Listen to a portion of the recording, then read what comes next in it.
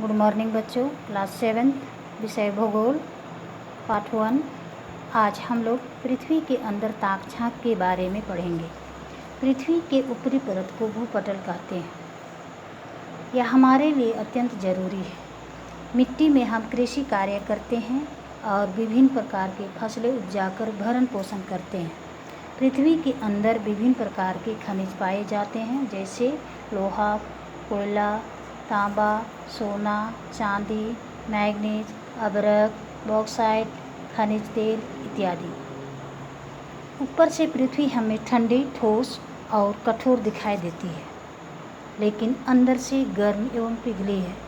जैसे जैसे हम पृथ्वी के नीचे गहराई में जाते हैं, नीचे का तापमान और दबाव दोनों बढ़ता जाता है, इसलिए गहराई में जाने पर गर्मी बढ़ने लगती है। पृथ्वी के नीचे कुछ परतें हैं। ये परतें एक दूसरे से दबी हुई हैं और अलग अलग पदार्थ पाए जाते हैं। आप लोग नारियल देखे और खाए भी होंगे। नारियल के ऊपरी भाग में छिलका पाया जाता है, उसके बाद गुदा, फिर पानी।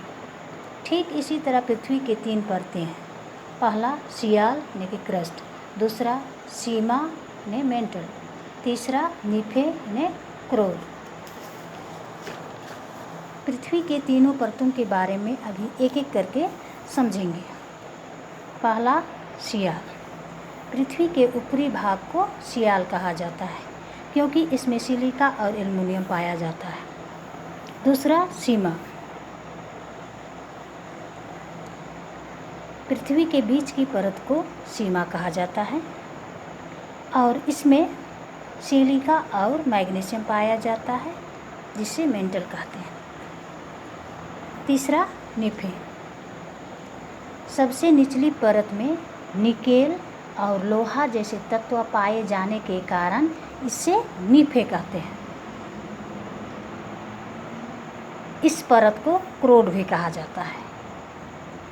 सबसे नीचे होने के कारण यहाँ दबाव और तापमान ज़्यादा होता है। यही कारण है कि यहाँ की चीज़ें गाढ़ी द्रव अवस्था में पाई जाती है।